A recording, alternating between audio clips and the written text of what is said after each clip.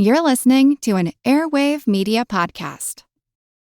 As I said before, I think that there were mistakes that were made over the period of the last 10 years.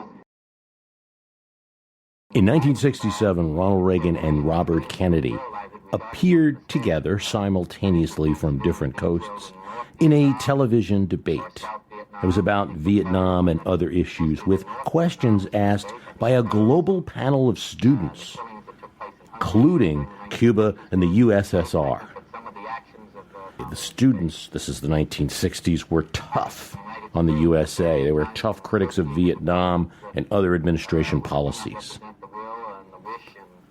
Reagan took this not as a debate against the students, but as a debate against Robert Kennedy.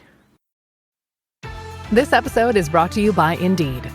Stop waiting around for the perfect candidate. Instead, use Indeed sponsored jobs to find the right people with the right skills fast. It's a simple way to make sure your listing is the first candidates see. According to Indeed data, sponsored jobs have 4 times more applicants than non-sponsored jobs. So go build your dream team today with Indeed. Get a $75 sponsored job credit at Indeed.com/podcast. Terms and conditions apply. Are you stuck staring at your W-2? Are tax refund worries holding you back? You probably have FOMO, the fear of messing up. The fix? Using TurboTax on Intuit Credit Karma. They find every credit and deduction to help you get every refund dollar you deserve, or your money back. It's time to overcome your fear of messing up and get your taxes done right. Start filing today in the Credit Karma app. There are so many examples of America refusing to allow a people to determine for itself what government it would have. I don't go on this program, and I don't think Governor Reagan goes on the program with saying that we've never made a mistake and that we've never erred, because I think that we have. Now, are you talking about a people determining what government they'll have, or are you talking about a faction within a country that wants to take over and dictate the system to a country? Now, I disagree. The Diem regime, would you say that the Diem regime was a popular one, or was it one which you imposed on a people and which the people then rebelled against? I doubt that we could make much of a case. I challenge your history. 90% of the people voted in a referendum for Diem to take the position that he took. His answers were prepared and forceful, information-filled. By most observers, he clearly wins the debate. Afterwards, there's a comment that Robert Kennedy made to his aides. Why the hell did you put me on with that guy? This is at the time in 1967 where Reagan thought that maybe he'd be running against Kennedy in the next year. But during this debate, there is one student who's representing the United States. He's a Princeton graduate named Bill Bradley. It's odd watching him now, knowing that the future basketball star and senator would go on to oppose the Reagan administration on many things, but also to work with Reagan on a signature domestic program, one that isn't often remembered. It was a strange moment. During the State of the Union address, January 1984, President Reagan proposed a new tax overhaul. He had discussed it before in order to make the code fairer, to close loopholes. And the chamber erupts in laughter. I said something funny, he said, caught off guard. Apparently the chamber did think it was very funny. And from the level of laughter in Congress, it's not clear that it was just partisan laughter. Indeed, not only the Democrats thought that this idea that Reagan would change the tax code announced before the election would really happen. As a joke, Bob Dole goes to a group meeting of donors right after the election and jokes that he has the administration's new tax plan in his hand. He then held out a blank piece of paper, to the laughs of the donors in the audience. Within 2 years, they would not be laughing as Reagan reached across the aisle and got something that no president since has done. Passed legislation that didn't make all in his party happy, but he did achieve some of his goals and some of theirs. The critics and people who found it humorous didn't have any idea about a conversation that Reagan had had with his then Treasury Secretary, Don Reagan, early in his administration. Reagan was a multimillionaire who had worked in Merrill Lynch when he became Treasury Secretary, yet he wasn't entirely well known. And he was someone who harbored a grudge against fat cats, despite his own wealth. He asks Reagan, "When you were an actor, how much did you pay in taxes?" Reagan told him. Don Regan responded, "Sucker." The president was a little shocked. "You could have paid $50 with the right lawyer and accountant."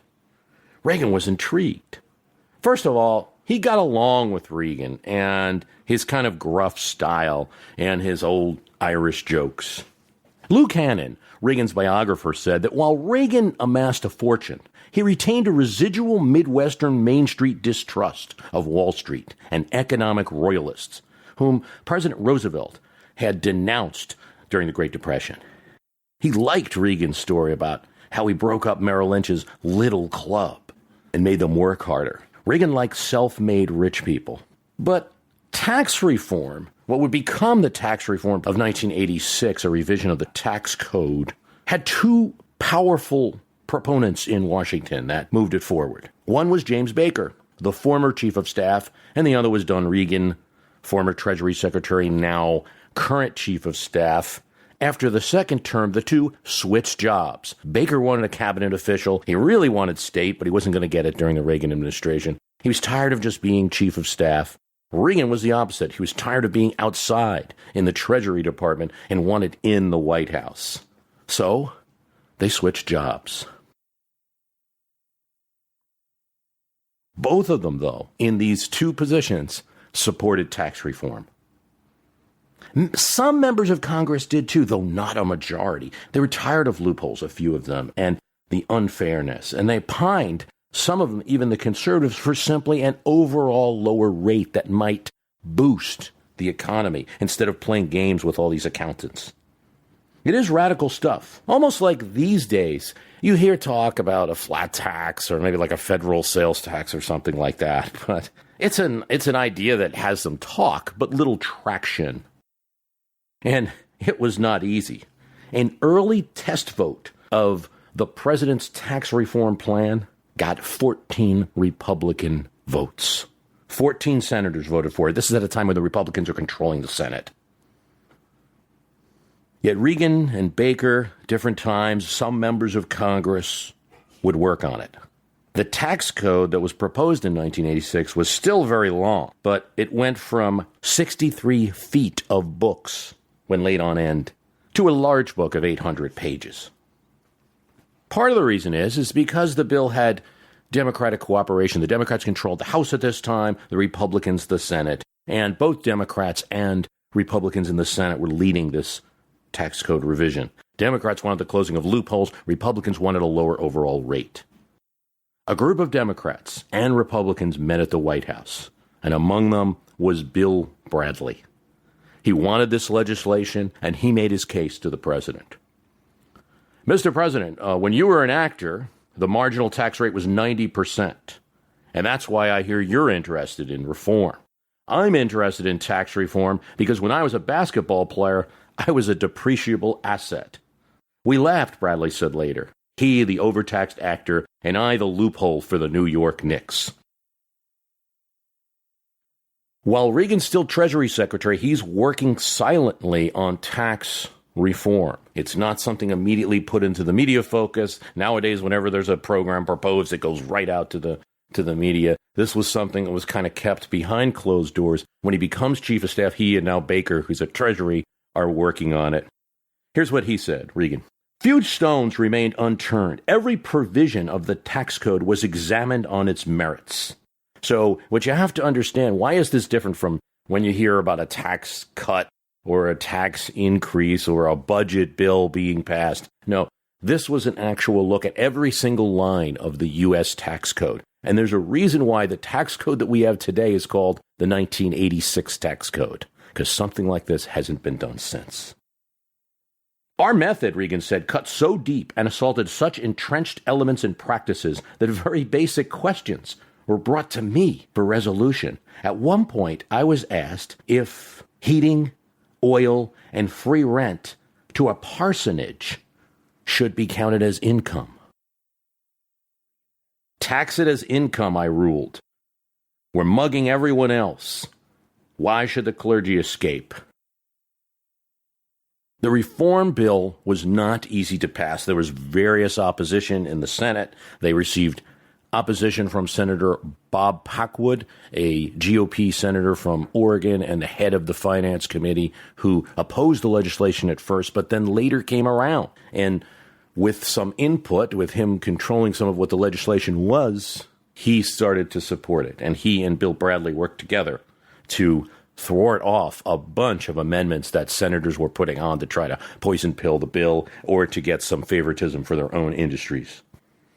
Tip O'Neill agreed with the administration to pass the bill, but required a minimum of 40 GOP votes in the House. Just 40. The Democrats had the majority. They were going to supply hundreds of votes.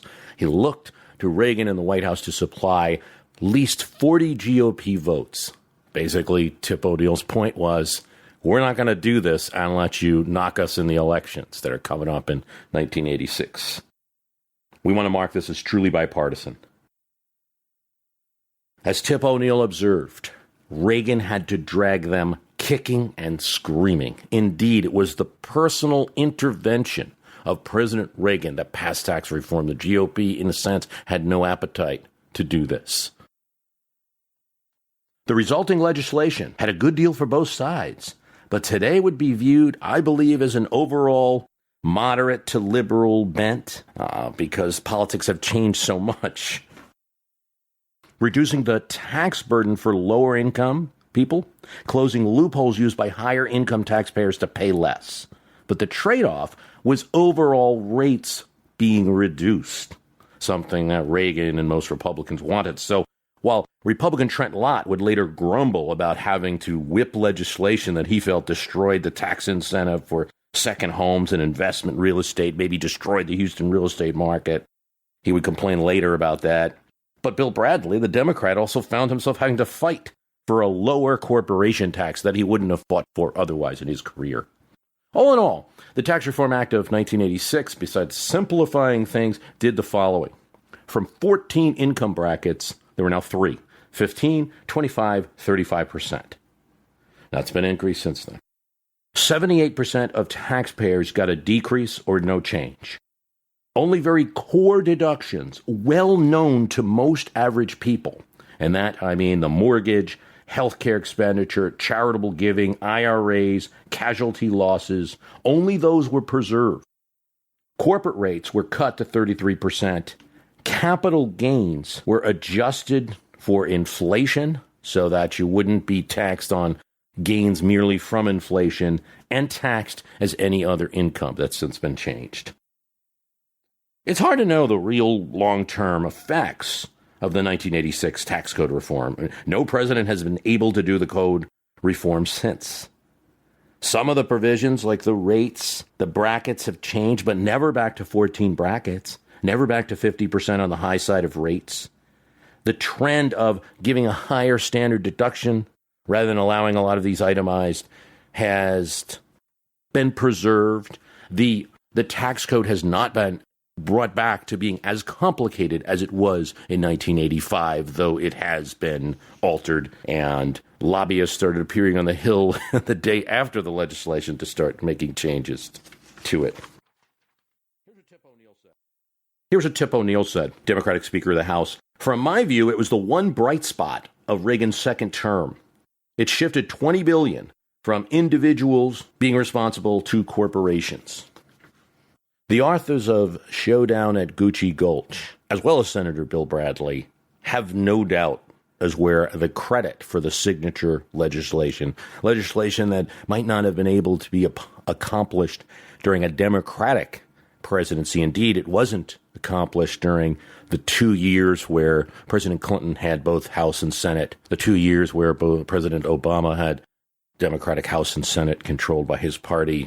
That type of legislation might not have been accomplished at any other time. But the credit that they put goes to President Reagan for whipping his members, working the phones, making speeches to the American people on a constant basis, saluting the idea of reform that fairness in the tax code would lead to a boom in the economy.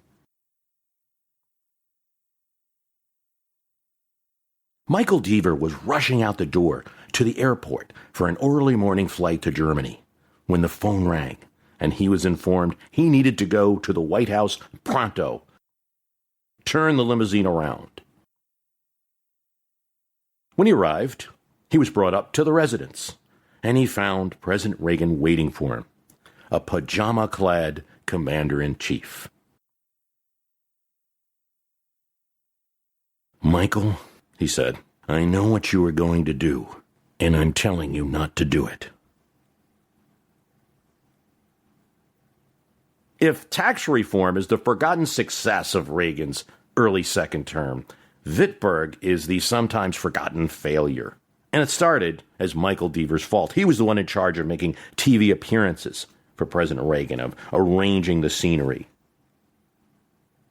He was on the scouting team that went to Germany for an appearance that President Reagan was going to make. You see, Reagan had this great moment in 1984 where he appears at the 40th anniversary of D-Day. The U.S. and the French and Canadians and other countries that participated in that event. Deaver picks out this great scene, this great area where their speech is to be made. And it's a great moment of publicity for Reagan.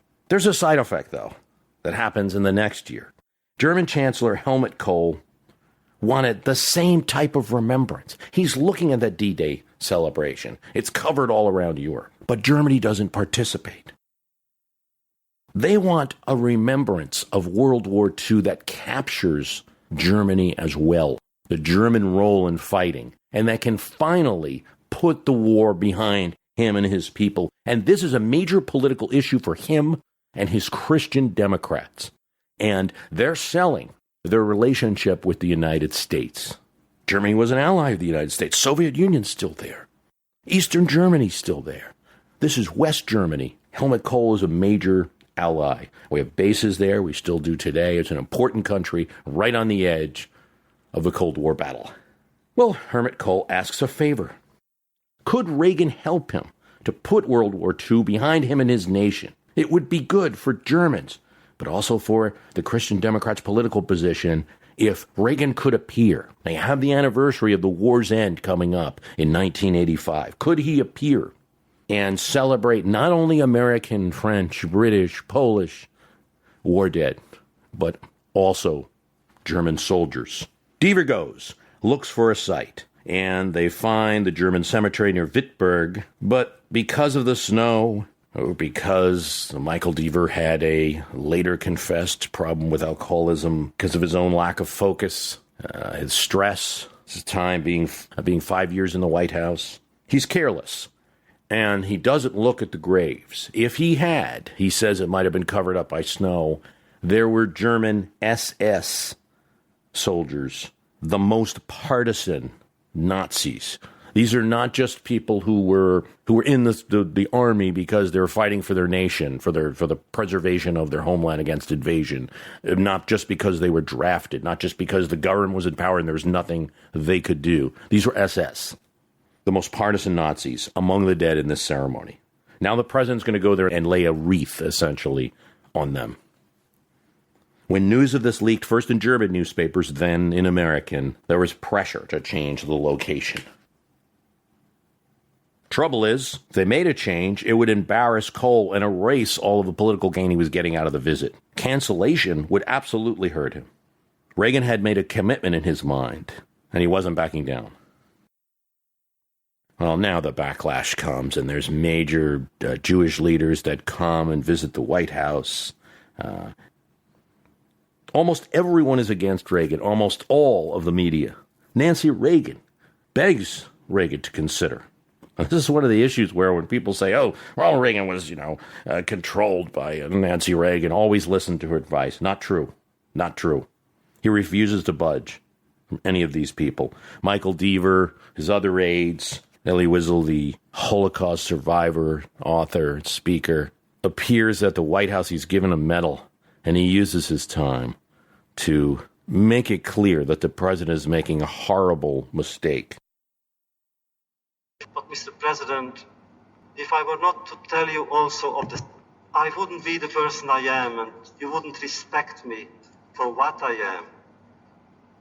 If I were not to tell you also of the sadness that is in my heart for what happened during the last week, and I am sure that you too are sad for the same reasons. What can I do? I belong to a traumatized generation. And to us, as to you, symbols are important. And furthermore, following our ancient tradition, and we are speaking about Jewish heritage, our tradition commands us, quote, to speak truth to power. So may I speak to you, Mr. President, with respect and admiration of the events that happened. We have met 4 or 5 times, and each time I came away enriched. For I know of your commitment to humanity, and therefore I am convinced, as you have told us earlier when we spoke, that you were not aware of the presence of SS graves in the Bitburg cemetery. Of course you didn't know. But now we all are aware. May I, Mr. President, if it's possible at all, implore you to do something else, to find a way, find another way, another site. That place, Mr. President, is not your place. Donald Reagan, his chief of staff and good friend, probably over a few Irish jokes, says, although I admired his courage, I had the obligation to play devil's advocate here. The original purpose of the visit, reconciliation, has been lost in the storm of protest. According to Reagan, Reagan's arguments seem to demonstrate how much he viewed his role as the anti-Carter, a president that wouldn't facilitate, a president that wouldn't turn and run every time something happened. No, Don, I'm not going to change. Indeed, he stops Mike Deaver when he even gets a hint that Mike Deaver's going over to Germany ostensibly just to arrange the scenery for the trip, to deal with the Germans. He knows that Deaver's probably going to try to ask Kohl's government to talk Reagan out of it, to pick another site. Please help out Arch Commander-in-Chief. Mike, I know what you're going to do, and I don't want you to do it. This is my decision and my choice to make. There's another attempt, this time from Bud McFarlane, National Security Advisor. He sends a cable to Germany that basically says, well, we agreed to Bitburg, but it is causing political problems for us. Reagan views this and is furious. No, he's not changing his mind. There's no reason to send any signals to Germany. The newspapers continue to be unkind. Finally, there's one more chance to get out of this. General Matthew Ridgway, who led the 82nd Airborne into Nazi Germany during the war. He says, my commander-in-chief's in trouble. He needs my help. President Reagan, I will go, and I will lay the wreath at Bitburg. You don't have to. This is a tremendous gesture from the general. Even here, Reagan says, thank you, General, but this is something that I must do. This is a commitment I made. He does agree that Ridgway can come with him and lay a wreath on the graves as well. Now, there's things going on behind the scene that I'm not sure people are aware of, how important the relationship with Germany was during the Cold War, and also specifically with the Christian Democratic Party in Germany versus a socialist party that might take over if Kohl is not elected. Europe is not necessarily friendly to an anti-Soviet policy at this time. In fact, there's a big movement, even pre-Gorbachev, to try to reach out more and work with them as another country in Europe. The Italians are kind of on board with that. The French are closer on that. He's got Thatcher and he's got Kohl on his side. Kissinger and Richard Nixon call Ronald Reagan. This is something we know now, wouldn't have been widely publicized then, that he's doing a good thing by backing up Kohl. And it's going to be good overall for the U.S.-German relationship. And so Reagan will not be stopped. And on the anniversary of the end of the war with Germany in World War II, he appears at Bitburg and makes his speech. Bitburg was a disaster. It lost a lot of the moral high ground, and Reagan lost on this move. Yet it illustrates the tenacity that he had when he believed the cause was right and he couldn't be shook. Here's what Lucannon said. Bitburg left scars that did not heal. Reagan would never again capture the moral high ground he had sacrificed at Bitburg. He never again gained the trust absolutely of the Jewish community. Remember that this was a candidate, Reagan, that in 1980 got the highest amount of a GOP, 39% of the Jewish American vote in the election, and pretty well in 1984, too. This wasn't a community that he was, against in a major way. Zootopia 2 has come home to Disney+. Let's go! Get ready for a new case. We're the greatest partners of all time! New friends. Gary the Snake. And your last name? The Snake. Dream Team. Hit new habitats. Zootopia has a secret reptile population. You can watch the record-breaking phenomenon at home.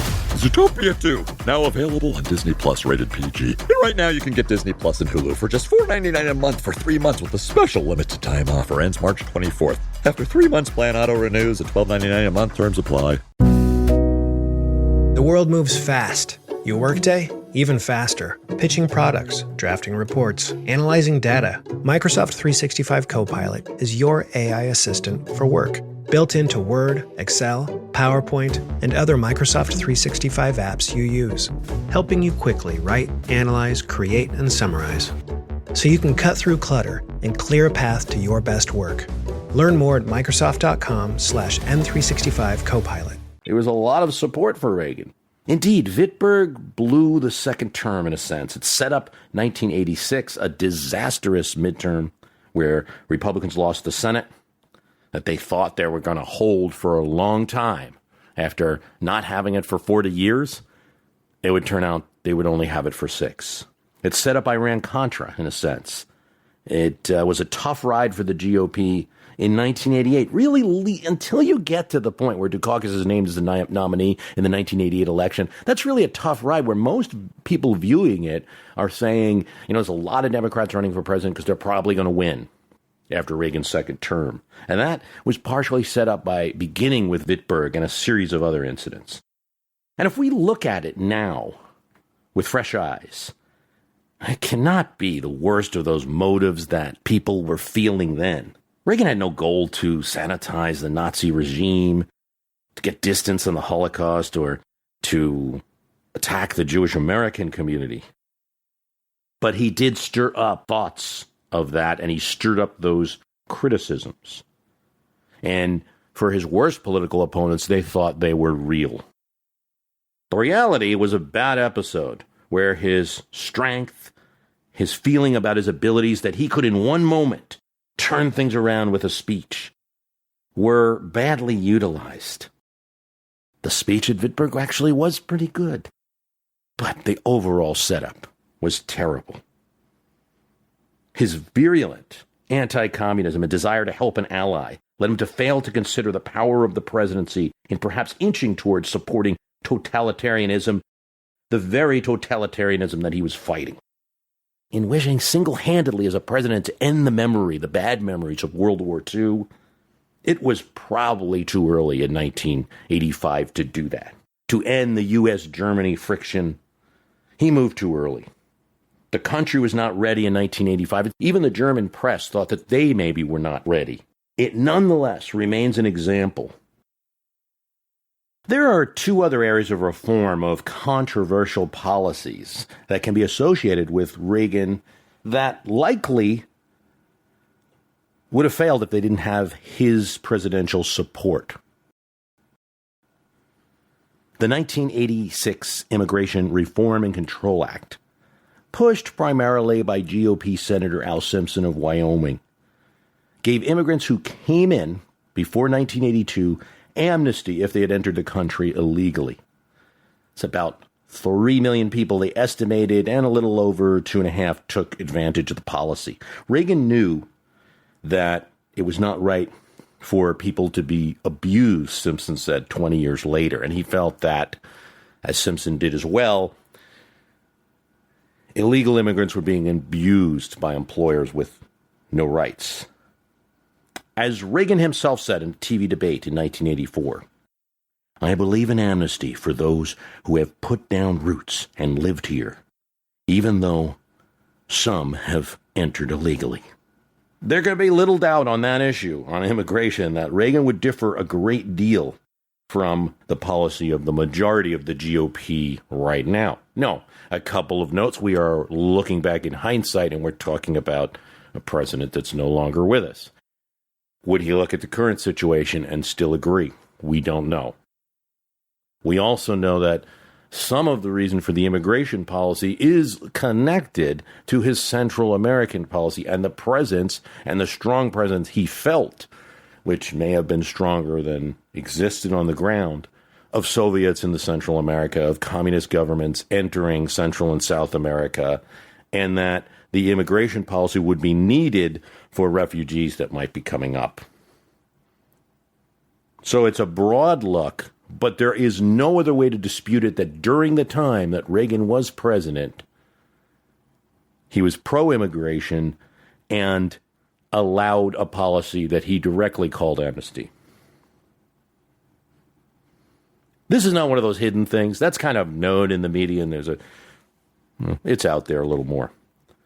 On Social Security, less so. I mean, President Reagan basically, by appointing a commission, the Greenspan Commission, saved the Social Security program for many generations and worked in a bipartisan manner in 1983. The commission had Republicans and Democrats on it. Tip O'Neill was behind the commission as well as President Reagan. They made a decision to increase payroll taxes on lower and middle class workers, certainly, to do so for 30 years and to create a trust fund that could be used against future insolvency of the program. Now, in effect, they created a $3 trillion trust fund.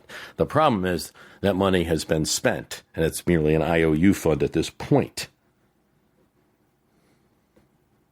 But the issue isn't looked at all, really. Reagan never gets much credit for enhancing Social Security. Maybe it was seen as a bit of an issue that he was looking just to dodge and get rid of as an issue. They're constantly coming after him on Social Security.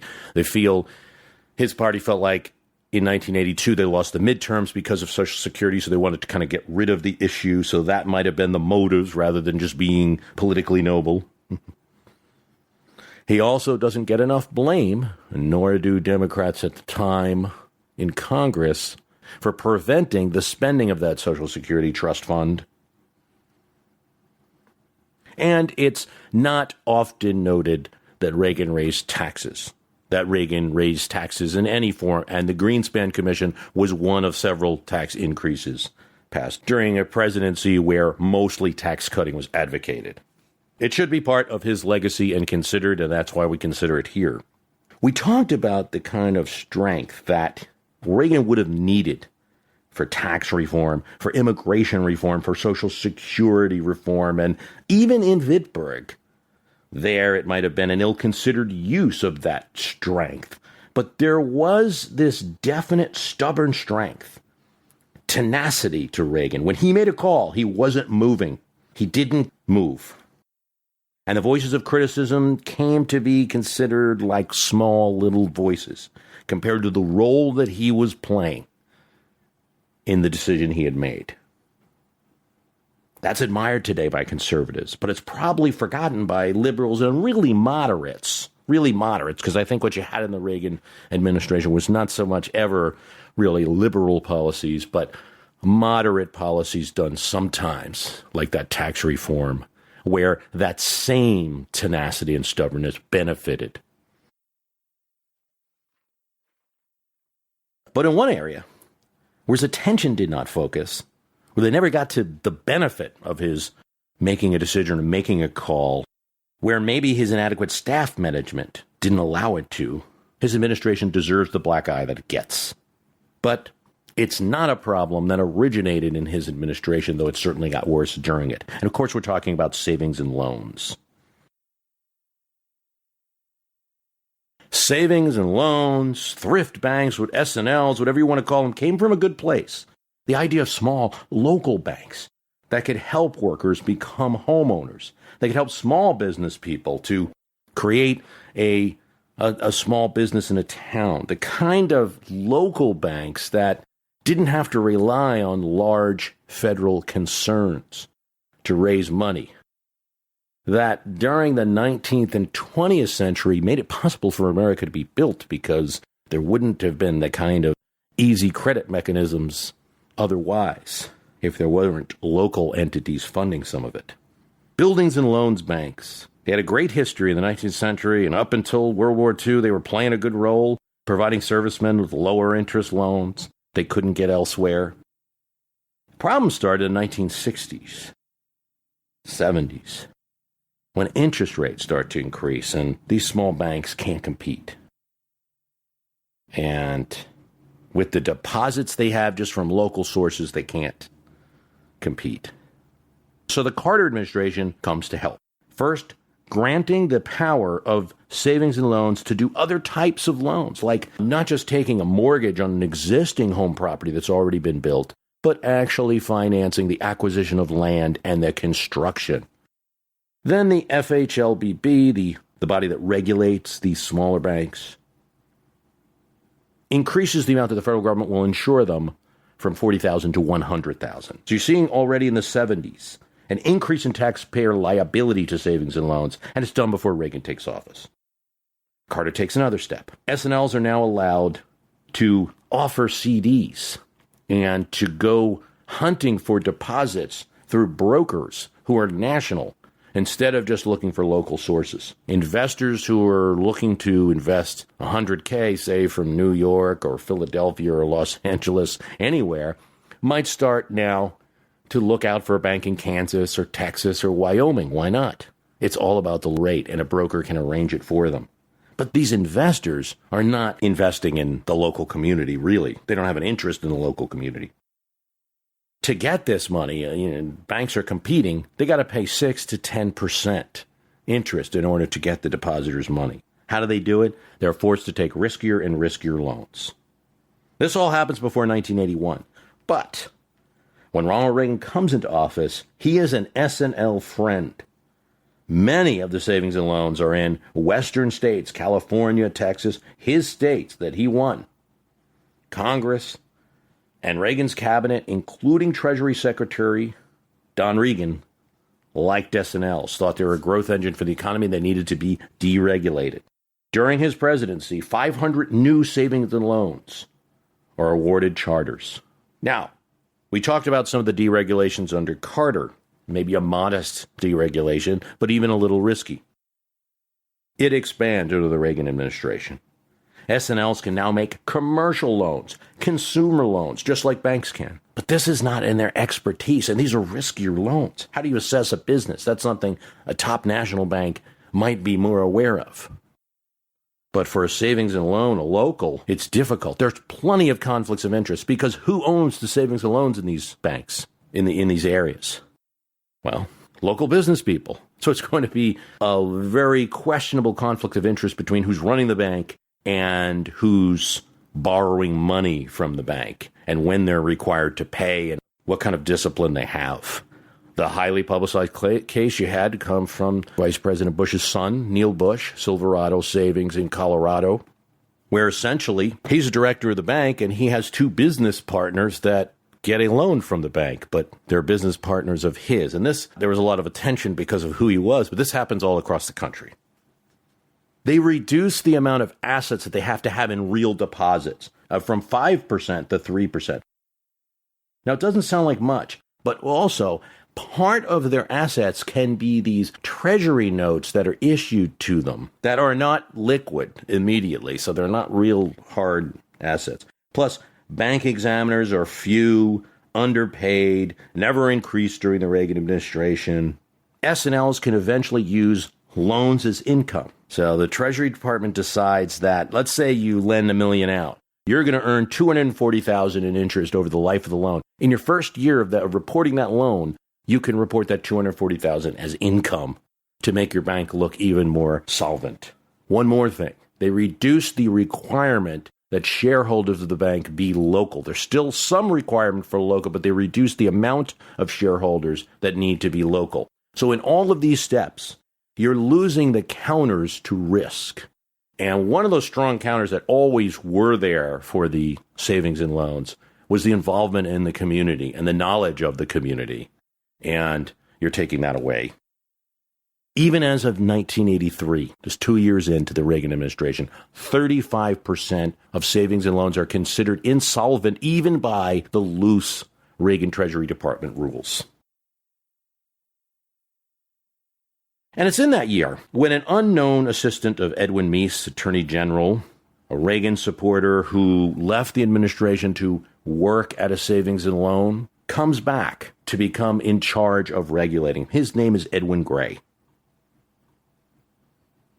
The industry is delighted about this, the savings and loan industry. He's a guy who worked in one of them, and so he's going to be easy on the industry. It's also Republicans and Democrats in the House who like this. I mean, Speaker Jim Wright, who is now, who later is going to replace Tip O'Neill, is very involved with one of his local savings and loans. And most of the Democrats in Congress are supportive of savings and loans, just like the administration is. It's kind of like a very bad issue, but a bipartisan bad issue.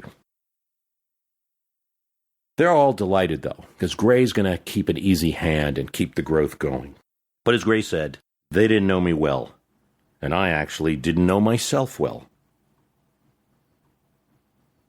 Gray starts sending memos as he sees data. This is crazy. The savings and loans are out of control. He says that in 1983, for $9.5 billion, we could fix this now and enact new regulations to stop this. They don't listen. By 1986, when energy prices are down and a lot of commercial loans become invalid, Reagan's tax reform, which we talked about earlier, good in many ways, but hits real estate investing hard by limiting how much investors could write off. This hurts the building and real estate loans that so many savings and loans have. Gray wants to see Reagan. He's always blocked. He wants to hire new bank examiners. He's blocked. The administration is angry at him. So is the Democratic Congress. He's hearing from Republican friends of him that the president doesn't like him. And Gray and Reagan don't meet on this issue. Gray keeps pushing for more controls. He even finds a way to hire bank examiners of his own out of his budget and starts assessing some of these savings and loans. By 1987, he is not renominated when his appointment comes up, and President Reagan replaces him with a savings and loan loyalist. We know that this story does not end well. And by the time you get to 1989, after the Reagan administration is over, this problem is well diagnosed.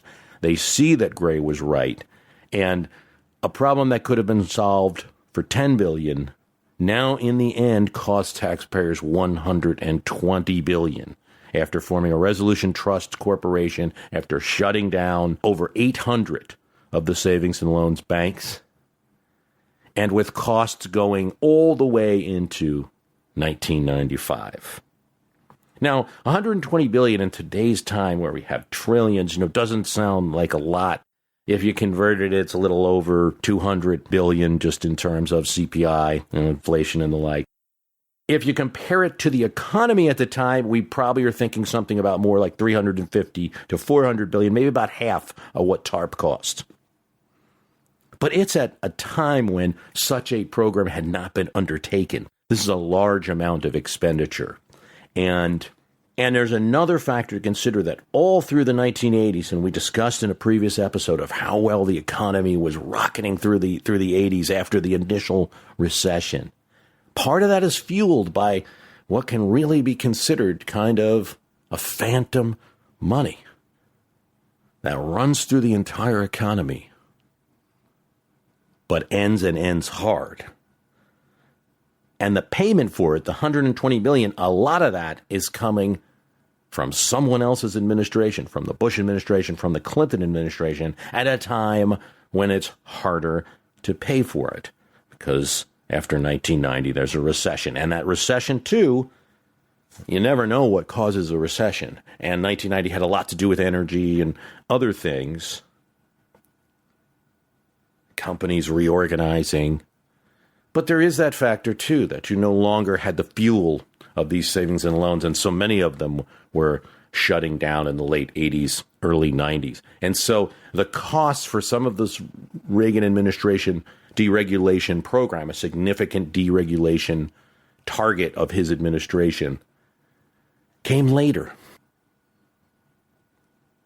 Reagan deserves credit for many domestic achievements of his administration, for many foreign policy achievements of his administration. Those will be debated and discussed for some time.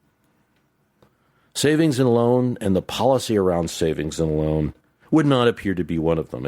And I think it's a place where people could be rightly critical. I want to thank you for listening. This is part 7. The website is www.myhistorycanbeatupyourpolitics.com. Hello everyone, Stakuyi here. And I'm Gabby. And we are the hosts of History of Everything, a podcast which you can probably guess by the name is, well, it's about everything. Do you want to know why people thought potatoes were evil and would give you syphilis?